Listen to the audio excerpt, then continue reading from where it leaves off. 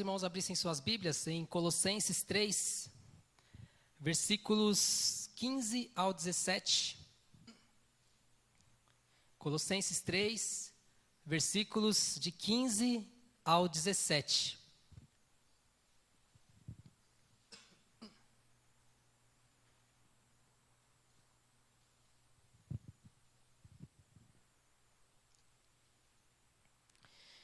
Diz assim a palavra do Senhor: Seja a paz de Cristo o árbitro em vosso coração, a qual também fostes chamados em um só corpo, e sede agradecidos. Habite ricamente em vós a palavra de Cristo, instruí-vos e aconselhar-vos mutuamente em toda a sabedoria, louvando a Deus com salmos e hinos e cânticos espirituais, com gratidão em vosso coração. E tudo o que fizerdes, seja em palavra, seja em ação, fazê-lo em nome do Senhor Jesus, dando por ele graças a Deus. Amém, meus irmãos? Esses versículos que nós acabamos de ler, Paulo ele vai tratar aqui muitas coisas ligadas à igreja. Ele vai falar muito sobre igreja, sobre a vida comunitária. E quando nós falamos de igreja, né, como nós falamos na vida aqui entre irmãos, na igreja, um dos problemas de se viver em sociedade é a mentalidade tribal. O que seria isso, mentalidade tribal? No sentido de tribos, grupos de pessoas.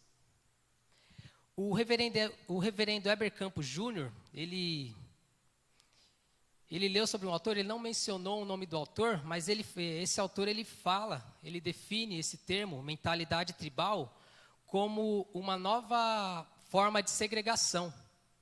Aí quando a gente para pensar, parece algo meio contraditório, porque segregação, vamos usar aqui uma palavra apenas, mas no decorrer a gente vai estar definindo melhor essa questão da mentalidade tribal sobre segregação, que é o ato de separar grupos de pessoas. Eu falo na questão de ser algo contraditório, porque a nossa sociedade hoje, ela fala muito de inclusão, de incluir as pessoas, de juntar, a questão da inclusão social. Então, assim, acaba sendo contraditório nesse sentido, né? Porque a sociedade hoje fala muito de inclusão, incluir pessoas de acordo com suas raças, classes sociais, financeiras, religiões e entre outros quesitos. E a segregação nada mais é do que a separação desses grupos, desses mesmos grupos mencionados aqui. Raças, classes sociais, financeiras, religiões, faixa etária, entre outros quesitos. Mas por que será que esse autor define essa mentalidade tribal, né, que é os grupos de pessoas, como uma forma de segregação, sendo que são coisas distintas, né? A inclusão inclui e a segregação que ele está dizendo aqui separa. Mas nós vamos entender isso, né? Para nós entendermos melhor isso, compreender, para responder melhor essas perguntas, nós precisamos antes entender algumas coisas, né? E nós vamos estar falando um pouquinho sobre isso. Percebam como as pessoas se juntam de acordo com gostos, preferências, tipos de personalidades. Hoje em dia existem aplicativos para juntar pessoas parecidas. Existem grupos, clubes, onde as pessoas se reúnem e o critério são que têm os mesmos interesses, que gostam das mesmas coisas, que falam, pensam, agem da mesma forma. E muitas vezes nós gostamos de nos cercar por espelhos, né? O que seria isso?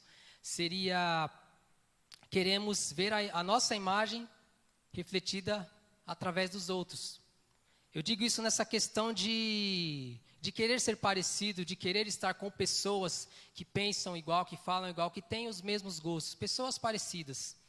Porque muitas vezes não, quase sempre nós damos preferências a estar com pessoas que são mais parecidas do que a gente, porque é mais fácil, é mais simples, acaba sendo mais prático se juntar com quem é mais parecido.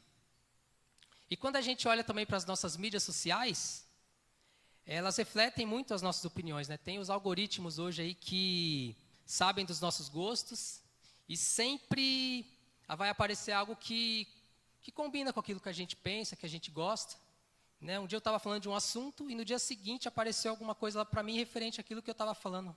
Eu falei, uau! E é bem assim. Mas essa questão da mentalidade tribal é algo muito perigosa também. É porque é muito perigoso e precisamos entender esse perigo como cristãos e também viver como sociedade. Isso nos pega porque quando nós estamos com gente mais parecida com a gente, nós nos sentimos mais seguros, nós nos sentimos mais tranquilos, porque, como eu falei, é mais prático. Eu falo uma coisa aqui, a pessoa concorda, foi pronto, resolveu, está tudo certo. Mas quando nós estamos com pessoas diferentes, às vezes nos incomoda, né? Em contrapartida, quando estamos com pessoas diferentes, às vezes isso vai nos incomodar, porque às vezes a gente vai ter que argumentar, a gente vai querer convencer, e isso às vezes nos irrita, né? De estarmos em debates. É muito mais prático a gente estar com pessoas que pensam como a gente, que concordam com a gente, é algo mais prático, quando a gente fala dessa forma. E o perigo, ele está um pouco aí. É aí que mora o perigo, meus irmãos. Porque é aí que é onde a tal da mentalidade tribal, ela entra. Porque mesmo de forma inconsciente, ela promove um senso de superioridade em nós. Porque eu penso de uma forma, a pessoa não pensa como eu. Ela pensa do jeito dela, eu penso do meu, eu estou certo, a pessoa está errada. Muitas vezes a gente tem isso. E muitas vezes nos colocamos em uma certa superioridade. E muitas vezes nós desprezamos quem pensa diferente de nós. E segregamos, separamos as pessoas. E esse é um grande perigo. E isso pode acontecer dentro da igreja. É que o Senhor nos ajude quanto a essas coisas. Nós, como cristãos, nós deveríamos ter uma mentalidade não tribal, mas sim uma mentalidade missionária. Por que uma mentalidade missionária? Porque o missionário ele não se importa em se juntar com pessoas diferentes. E essa mentalidade missionária ela tem como objetivo juntar pessoas diferentes em Cristo.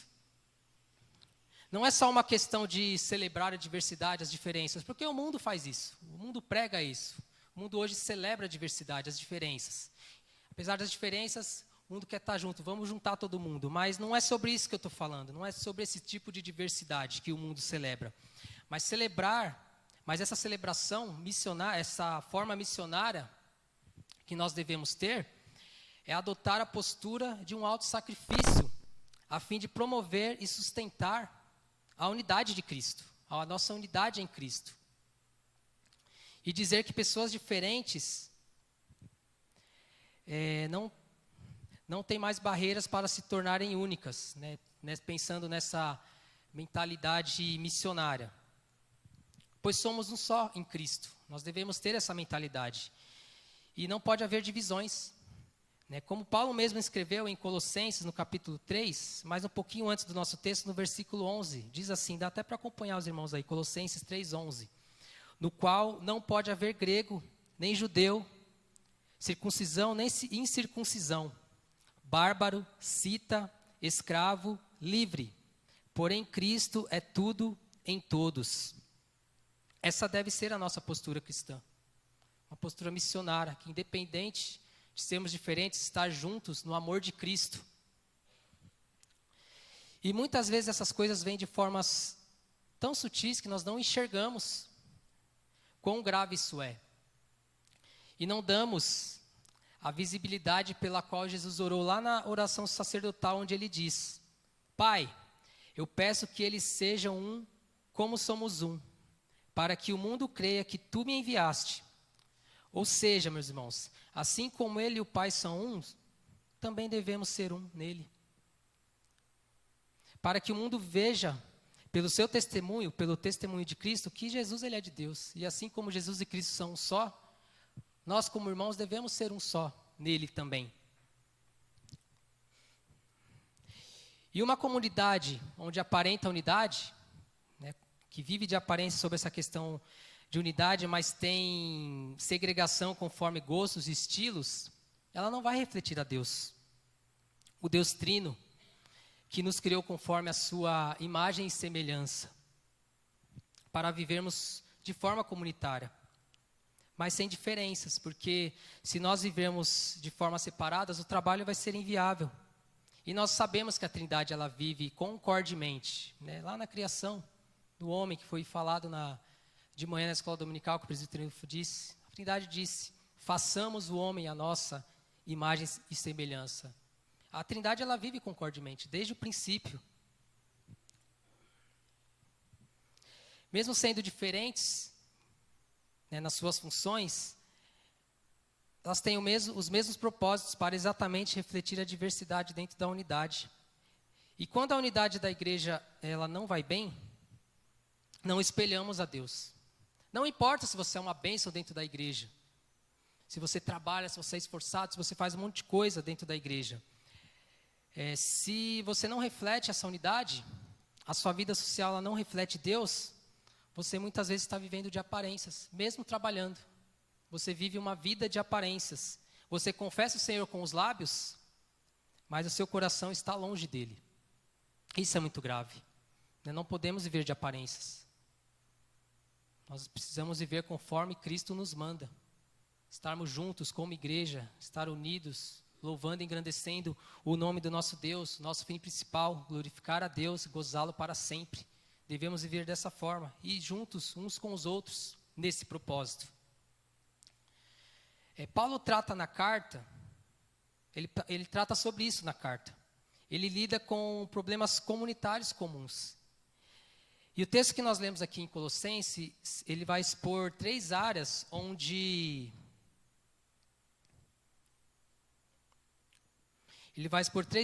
acontecem esses problemas dentro da igreja. E nós estaremos vendo aqui conforme a mensagem dessa noite. A primeira, ela vai tratar de relacionamentos pessoais. Muitas vezes pessoas se magoam umas com as outras. E quase nunca conseguem se resolver.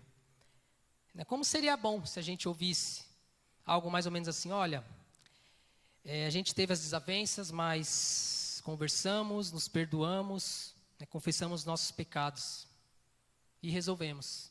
Mas quase nunca isso acontece. Muitas vezes nós deixamos passar ou até passamos por cima. E quando as feridas são muito profundas, um acaba saindo da igreja. Isso acontece muito aí fora.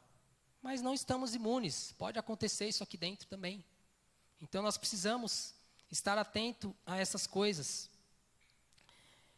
Nós que deveríamos ser uma comunidade de mentalidade missionária, temos as mesmas segregações e vários problemas de relacionamentos pessoais.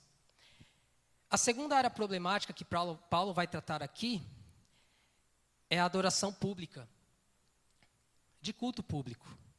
Estilos de cultos, às vezes, escandalizam as pessoas que preferem o tradicional ou o desapontamento de outros que esperam algo mais fervoroso. Já ouviu alguém dizer algo mais ou menos assim, sobre determinada igreja? A palavra ali é boa, mas pena que o louvor é um pouquinho insosso. Aí se eu pudesse juntar uma parte dessa igreja com uma parte daquela outra igreja, eu formaria a igreja perfeita. Mas, meus irmãos, aí você está criando uma igreja segundo o seu evangelho. Eu estou criando uma igreja segundo o meu evangelho. Estamos criando uma igreja segundo as nossas preferências, segundo o nosso evangelho. E não é assim. Muitas vezes tratamos assim o contexto da adoração. Inclusive, é triste dizer que a polêmica em torno de adoração é tão grande que já houve vários rachas e divisões por causa de estilos de adoração. Existem muitas igrejas que já tiveram problemas por conta da adoração. E a terceira área problemática que Paulo trata aqui é a conduta cristã. A maneira como você vive, como você procede. O mau exemplo de vários membros tem contribuído para uma fama evangélica ruim. Tem gente que fala assim, Eu não contrato evangélico. Evangélico é só encrenca. Eu já ouvi isso em empresas que eu já trabalhei. Não sei se os irmãos já ouviram algo assim, mas isso acontece por causa do mau testemunho. O problema não está na fama só lá fora. A reputação ruim também está aqui dentro muitas vezes. E como a gente não coopera para trazer bons modelos, boa formação ou um bom discipulado, tem muita gente que diz assim: não vejo ninguém que me espelho dentro da igreja. Isso é péssimo. Isso é terrível dentro da igreja ouvir algo assim. E ao mesmo tempo é triste dizer que em muitos casos isso é verdade. A sua conduta, ela serve de espelho para os seus irmãos da fé? Os seus atos, o que você tem feito, tem sido testemunho para os seus irmãos? Meus irmãos, eu sei e nós sabemos que a igreja é lugar de gente pecadora. Mas também nós sabemos que temos o compromisso de lutar contra esses pecados. Contra essas segregações típicas do nosso tempo. E eu creio que o nosso texto vai nos ajudar nessas questões. E depois dessas palavras introdutórias, vamos começar a abordar o texto dessa noite. E o título pensado para a mensagem dessa noite é: Os problemas que ameaçam a unidade da igreja. Os problemas que ameaçam a unidade da igreja. Vamos novamente lá para o versículo 15 de Colossenses 3. É onde nós vamos começar abordando os desafios dentro dos relacionamentos pessoais, que diz assim o versículo 15: Seja a paz de Cristo o árbitro em vosso coração, a qual também fosse chamados em um só corpo, e sede agradecidos. Esse aqui é um momento na carta onde Paulo está falando muito sobre igreja, sobre relacionamentos pessoais.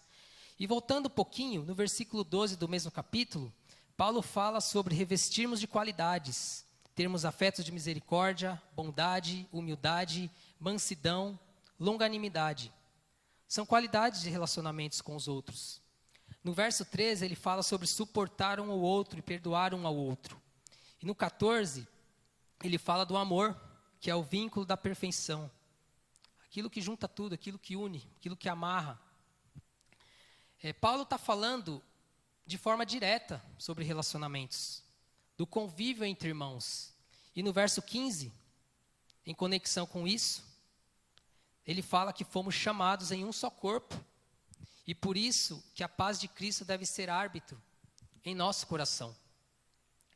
Irmãos, nós fomos convocados a uma vida comunitária, e a paz de Cristo ela deve reger e arbitrar os nossos relacionamentos. Quando nós falamos que fomos chamados em um só corpo, e vemos que tem vários problemas da igreja no corpo, a primeira coisa a se observar é que o mau funcionamento do corpo não é culpa do cabeça. Sabe aquela expressão, a cabeça pensou em fazer, mas o corpo não obedeceu? Pensei em fazer, mas o corpo não foi. E nós somos assim. Somos um corpo que não obedecemos o cabeça. Que não damos ouvidos ao cabeça. Se a paz é de Cristo, eu preciso ouvi-lo. Ouvir o que Ele fez e o que Ele está fazendo conosco. E muitas vezes nos enganamos em interpretar o que é essa paz de Cristo, que está falando aqui no texto. Em que o texto está tratando aqui. Muitas vezes nós interpretamos de formas equivocadas.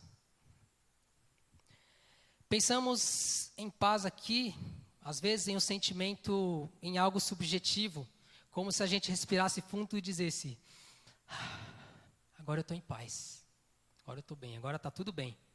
O texto não está tratando sobre esse sentimento, porque nós podemos estar passando por um turbilhão de coisas e mesmo assim podemos experimentar a paz de Cristo. O texto está falando aqui sobre algo que não pode ser enganado por uma consciência cauterizada, O que seria isso? Como se a pessoa não se importasse. Às vezes a pessoa pode estar em pecado e dizer que está em paz com Cristo. Deus conhece meu coração. Deus sabe o que eu tenho feito. Isso por conta da sua consciência cauterizada, de não se importar em estar em pecado. Mas mesmo assim ele continua em desobediência ou ignorância bíblica. O que é um grande engano. Porque se diz estar em paz com Deus, mas não conhece as Escrituras.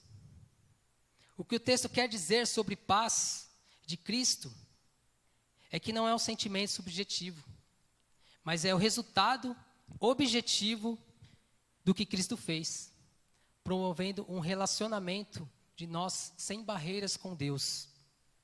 Em Romanos 5:1 diz assim: tendo sido, pois, justificados pela fé, temos paz com Deus por nosso Senhor Jesus Cristo. Romanos 5:1. Isso significa que Deus removeu toda a barreira que havia entre nós e Deus. E é por isso que Deus não olha para nós como inimigos, mas Ele nos chama de amigos. Apesar de nós, Ele nos chama de amigos. O texto está falando sobre reconciliação que Cristo promoveu através do seu sacrifício entre nós e Deus. Se Deus te trata como amigo, mesmo você o ofendendo, Ele quer que essa paz transborde em meio aos nossos relacionamentos pessoais dentro da igreja. Em outras palavras, nós devemos tratar as pessoas pela paz de Cristo, não pelo seu desempenho para conosco, mas pelo que Cristo fez, quando nós entendemos o sacrifício de Cristo por nós. Isso que significa ter a paz de Cristo como árbitro do nosso coração. Também, ter a paz de Cristo não é sinônimo de ser uma pessoa pacífica. Sabe aquela pessoa tranquila, sossegada, gente boa, bem na dela, que fala bem manso. Precisamos tirar isso. Isso não tem nada a ver com a paz de Cristo. Uma pessoa tranquila, que muitas vezes não age, não reclama e que não briga por uma causa justa, ela não expressa o verdadeiro evangelho. Porque a pessoa assim, muitas vezes, ela é passiva, que ama não brigar com ninguém, que ama ser sossegada. É o seu conforto, é a sua zona de tranquilidade. E para evitar conflitos, ela se torna essa pessoa gente boa. Aquela pessoa legal, que quer estar bem com todo mundo. Isso significa não agir contra as injustiças. Irmãos, eu não estou dizendo para a gente sair brigando, gritando, esbravejando por aí. Não é isso que eu estou querendo dizer. Mas nas questões de fé, nós precisamos nos posicionar. Não sermos coniventes com aquilo que fere as Escrituras. Que tipo de pessoa você tem sido em questões assim? No seu trabalho, no seu dia a dia, em questões em que você se vê nisso. Você vai na onda ou você defende a fé?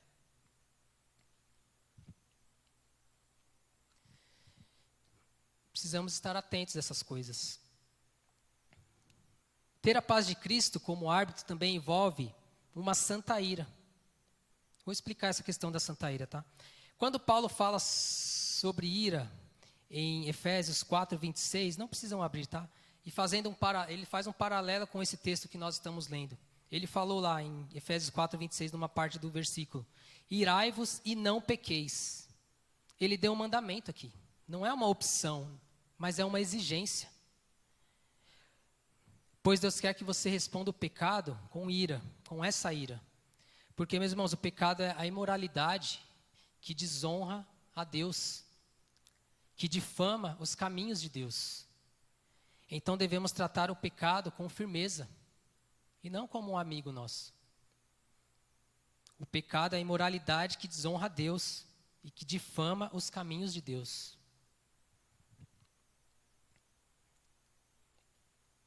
A ira santa também ela não é uma ira legalista. Ela não faz juízo dos outros, difamando aqueles que não agem santamente. Ela quer uma mudança de vida. Não é a desaprovação. Porque muitas vezes julgamos os outros de longe, sem se envolver no problema para se resolver. Mas já damos o juízo e agimos com soberba. Você e eu somos assim. Muitas vezes somos soberbas. Quando nós agimos com essa desaprovação na vida do outro, não participamos, mas ao julgamos. E não trabalhamos essa questão de ajudar nossos irmãos em pecado. E não é assim. Essa ira santa, ela se movimenta para confrontar o mal e promover a causa de Cristo. Entendam, a ira santa precisa confrontar o pecado. E como ela não faz acepção de pessoas, ela começa de nós. Ela começa de dentro. Olharmos para nós, para depois nós irmos para os nossos. Por isso que ela é humilde e promove a paz. Porque nós precisamos olhar primeiro para dentro de nós. Muitas vezes nós só olhamos para o outro e não olhamos para nós. E precisamos estar atentos a essas coisas. Precisamos tirar conceitos errados de nós sobre o que é a paz de Cristo. Para entender o que é um relacionamento onde a paz de Cristo é árbitro. Não é sermos sossegados, pacíficos, não é gente que sente no coração. Não é nada disso. A paz de Cristo é algo concreto. E o que é a paz de Cristo ser árbitro? Aqui Paulo literalmente, de forma literal, ele diz que é alguém que toma as decisões, que diz o que pode, o que não pode, o que é lícito, se foi falta, se não foi falta, é o árbitro que resolve. Isso dentro de um jogo. A paz de Cristo, ela diz que o que deve e o que não deve se fazer. E reforçando o que foi dito anteriormente, ela não é um juiz que critica e difama os outros, porque quando o nosso coração é pronto para julgar outros, não está deixando que a paz de Cristo seja árbitro. Ele é alguém que deprecia os outros e ele causa desnível e segregação. Lembra? Separação. E era isso também que os falsos mestres faziam lá em Colossos.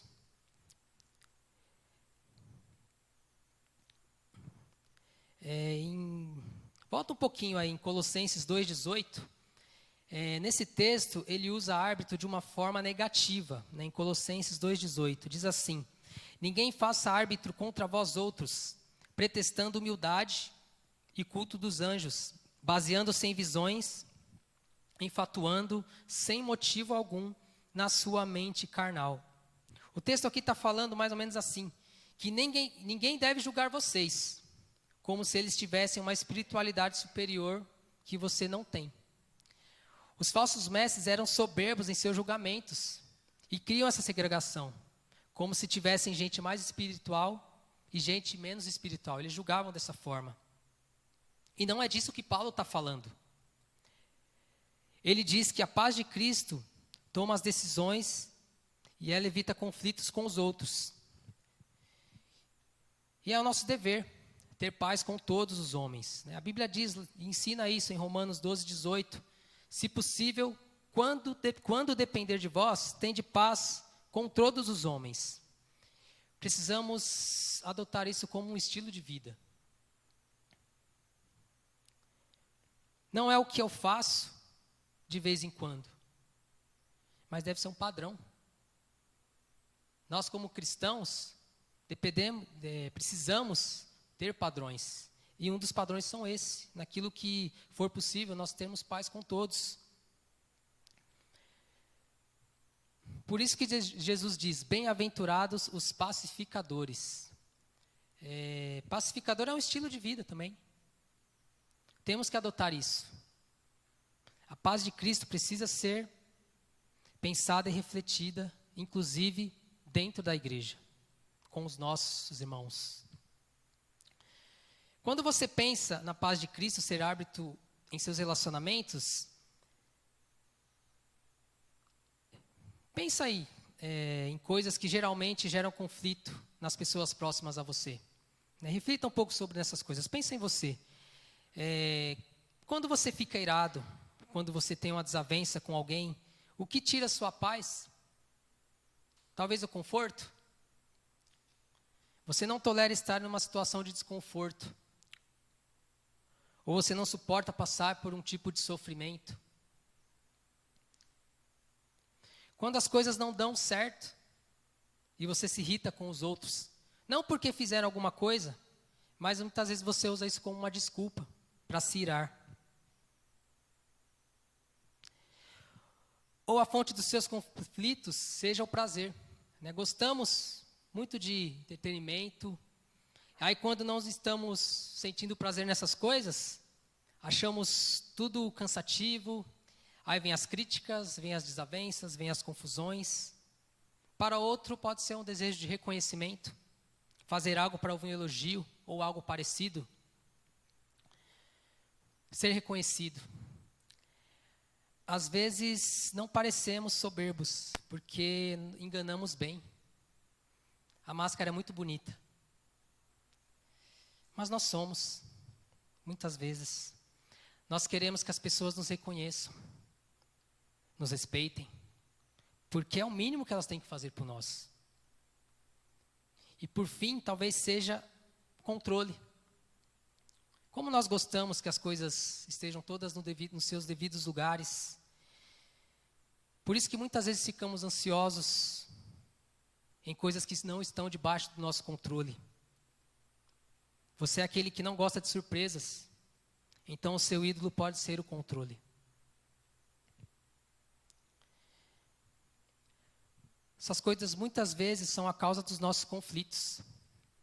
E quando temos as nossas desavenças, nós precisamos aprender a nos reconciliar baseado na paz de Cristo ser árbitro. A segunda área problemática que Paulo trata aqui, essas duas áreas vão ser um pouco mais curtas, A primeira é um pouco mais longa. A segunda área problemática que Paulo trata aqui é a área da adoração pública. No versículo 16 do nosso texto de Colossenses 3, na parte A, diz: habite ricamente em vós a palavra de Cristo. Paulo falando aqui no contexto de adoração, sobre instruir, aconselhar, de cantar salmos, hinos, cânticos espirituais. Ele quer dizer que o que deve predominar é a palavra de Cristo. O que deve sempre predominar é a palavra de Cristo.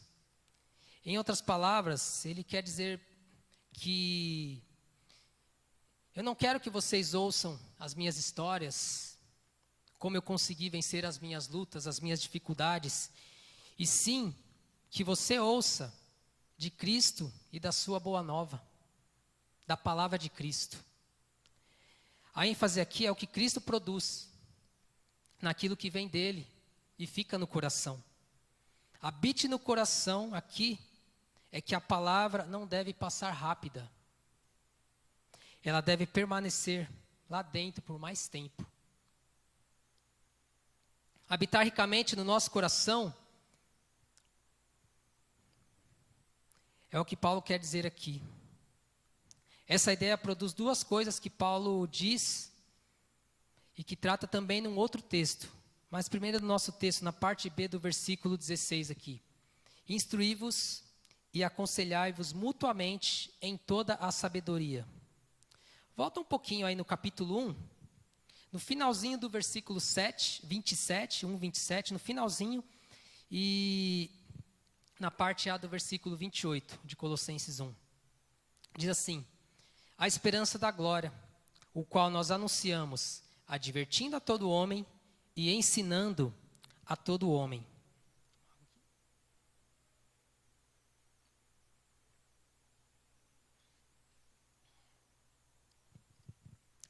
Paulo diz que a sua missão é advertir a todo homem e ensinar a todo homem em toda a sabedoria.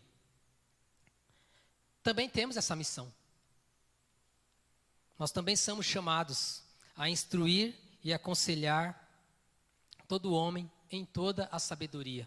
Temos esse dever também. Isso não é exclusividade apenas de Paulo. Ele foi um grande líder nessa tarefa, mas nós também fomos chamados. E quando nós socorremos uns aos outros com instruções e advertências, significa que também nós estamos participando na vida uns dos outros. Irmãos, nós não podemos ser individualistas. Nós não devemos viver sozinhos. E como é bom ter irmãos com quem contar. Como é bom estarmos juntos uns com os outros. Mas sempre respaldados na palavra de Deus. Isso é igreja. Isso é união. Isso é unidade. Estarmos uns com os outros, instruirmos e nos advertindo na palavra de Deus. Muitas vezes nós não gostamos muito da repreensão, mas muitas vezes nós precisamos. Uns dias atrás eu levei um chacoalhão tão inesperado e eu fiquei sem reação por um tempo. Mas depois pensando, depois eu tive a oportunidade de falar com essa pessoa e agradeci. Porque, meus irmãos, muitas vezes nós nos colocamos em pedestais, que estamos certos em tudo, que sabemos tudo, que estamos bem com tudo, mas o Senhor nos ensina através de irmãos que nos chamam, que puxam as nossas orelhas. E nós devemos, Ele nos coloca essas pessoas para que nós venhamos descer e entender que nós precisamos de instruções. Mas que seja em toda sabedoria, segundo a palavra do nosso Deus. Nós precisamos, e isso é muito bom. É muito bom termos uns aos outros para nos instruir, para nos aconselhar, para nos confrontar, para que nós venhamos entender que a igreja é isso. Paulo nos lidera nesse caminho. E a igreja deve abraçar e praticar isso também. Mas o que isso tem a ver com adoração? Meus irmãos, quando nós nos reunimos para adorar, o nosso cântico ele deve ser reflexo de que nós precisamos uns dos outros. E quando estamos juntos, nós aprendemos, ensinamos, somos encorajados. E se for preciso, que haja repreensão. Como foi falado, isso é a igreja, nos ajudarmos em toda a sabedoria para que a palavra de Cristo fique em nossos corações. Como é bom e agradável viverem unidos os irmãos. Como é precioso, irmão, estar bem junto a ti. Que nós venhamos entender essas coisas. A adoração tem que ser resultado de quem admite que adorar junto é muito melhor do que adorar separado. Devemos zelar por aquilo que nos unem e não pelas diferenças que nos separam. Por fim, sobre a adoração pública, ela deve ser a expressão de como nós nos instruímos uns aos outros. Nos aconselhamos, que a palavra de Deus está residindo em nosso coração e assim nós adoramos segundo as orientações da palavra de Deus e segundo Paulo aqui no texto. E por último, o último ponto aqui, que Paulo trata sobre áreas problemáticas dentro da igreja, é sobre conduta. Versículo 17, de Colossenses 3. E tudo que fizerdes, seja em palavra, seja em ação, fazei-o em nome do Senhor Jesus, dando por ele graças a Deus Pai. Paulo diz aqui que tudo que você fizer, a sua postura, em qualquer área da sua vida, seja em nome de Cristo. Como se o próprio Cristo estivesse fazendo. Como se em harmonia, a sua vontade, sendo submissos à sua vontade. Paulo aqui ele não está sendo genérico, ele está sendo abrangente. A nossa postura em nosso ambiente familiar, ela é muito tranquila de se manter. Diante de pais, mães, maridos, esposas, filhos, irmãos. Mas quando partimos para outros ambientes, como por exemplo no nosso trabalho, gente descrente, ou pessoas complicadas, difíceis, como eu lido com isso? Mas todas as nossas posturas devem ser resultado de quem leva o nome de Cristo a sério, de quem leva a sua palavra a sério. Precisamos lembrar da nossa identidade, e nós esquecemos com tanta facilidade da nossa identidade. nós levamos o nome de Cristo conosco. E esquecemos, tão fácil, sobre aquilo que foi atrelado em nós. A nossa postura, quando falamos coisas indevidas, como quando somos soberbos, quando queremos impor as nossas vontades, só mostra que esquecemos a quem nós pertencemos.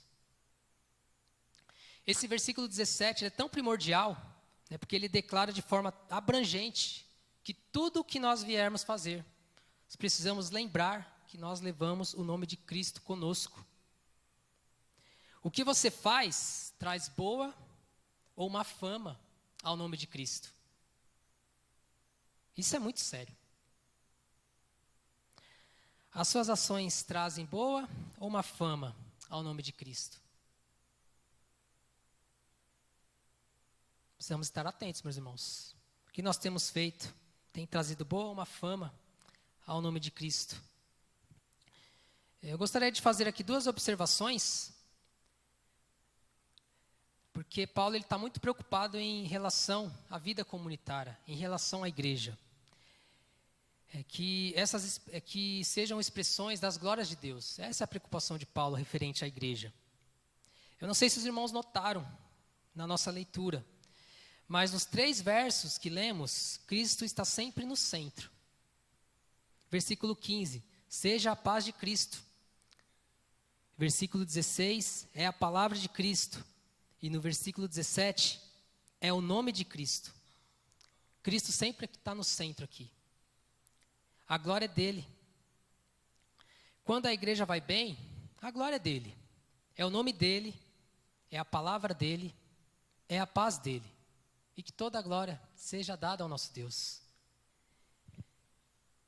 Quando Paulo aborda sobre essas coisas, ele não está dizendo aqui que Jesus fez a parte dele e que agora é com a gente. Não é isso que ele está dizendo. Santificação não é assim. Santificação não é agora é contigo. Não. Santificação é, agora que eu entendi, agora que nós entendemos a parte do perdão, o que eu faço agora? Como Cristo me ajuda? Como eu faço para ser mais parecido com Ele? E Ele participa. Ele está no meio. A palavra dele está no meio. E o nome dele está no meio. E assim, ele nos faz mais parecidos com ele. Porque quando ele está no centro, quando nós entendemos, quando nós buscamos ser mais parecidos com ele, ele participa. Então nós precisamos ter essa postura. E a segunda parte, já partindo para o final aqui, ou seja, concluindo. Os 3 versos, eles falam também de gratidão. Final do versículo 15, e sede agradecidos. Final do versículo 16, que devemos louvar com gratidão em nosso coração. E por fim, versículo 17, dando por ele graças ao Deus Pai. Gratidão, gratidão e gratidão. Por que será que ele termina assim com gratidão? Paulo está nos mostrando aqui que as 3 áreas problemáticas da igreja, relacionamento pessoal, adoração e conduta, são tratadas quando a gratidão irriga os nossos corações. Um coração agradecido a Deus por ter sido perdoado pelas suas faltas, ele não julga o outro de forma soberba. Por ter sido... Um coração agradecido a Deus por ter sido eleito e por fazer parte do povo, ele não vem ao culto para causar desavenças, mas quer estar junto com quem faz parte do povo. Um coração agradecido a Deus diz que precisa honrá-lo em tudo o que ele traz, pois é o nome dele que está em jogo. Nós precisamos honrá-lo em tudo, porque nós levamos o nome de Cristo. Gratidão é o que o Evangelho produz no coração de alguém que redunda em uma abençoada vida comunitária, que nos prepara para a adoração, que levanta os trôpegos. Quando você vê alguém cuja conduta não honra o nome de Cristo, e você tem gratidão no coração, você vai lá e levanta aquele que tropeçou. Pois você deseja que essa pessoa continue caminhando com você e zelando pelo nome de Cristo. E uma aplicação para nós tirarmos, diante de tudo isso que nós ouvimos na palavra dessa noite, eu gostaria de aplicar em uma forma de oração. Meus irmãos, que a nossa oração ela seja para que Deus nos dê graça em nossos relacionamentos pessoais, dentro da igreja. Ore para que Deus te dê um coração que tenha prazer na adoração. Não por gostar de estilo A ou B, ou por querer que isso ou aquilo aconteça segundo a sua vontade, mas porque aqui é o lugar onde nos sentimos encorajados a sermos mais parecidos com Cristo. Ore para que a igreja seja o lugar onde as pessoas te ajudem a viver santamente. Por serem pessoas que zelam por uma conduta segunda de Cristo. E como nós cantamos, somos nós, igreja, um corpo em serviço e amor.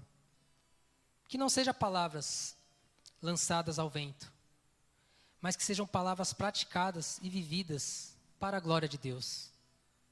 Pois tudo que nós fizermos, o fim principal deve ser a glória de Deus. Amém? Que Deus nos abençoe, que Deus nos ajude a vivermos como igreja, sendo mais parecidos com Ele. E louvado e engrandecido seja o nome do nosso Deus, que até aqui tem nos sustentado e nos ensinando. Nesse instante nós estaremos consagrando as nossas vidas ao Senhor com